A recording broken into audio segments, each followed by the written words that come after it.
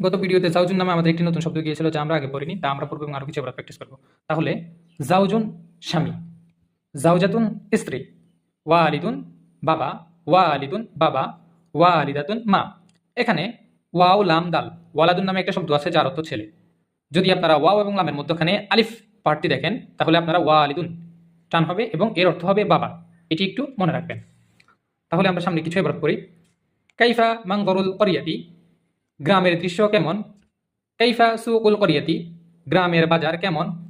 ওয়া কাইফা সুকুল মাদিনাতি, এবং শহরের বাজার কেমন। মান বশির, বশিরকে। ওয়ামান জাইনাব, এবং জাইনাবকে। কাইফা আম্মু খালিদিন, খালেদের চাচা কেমন। ওয়া কাইফা আম্মাতুহু, এবং তার ফুফু কেমন। মান বিলাল, বিলালকে।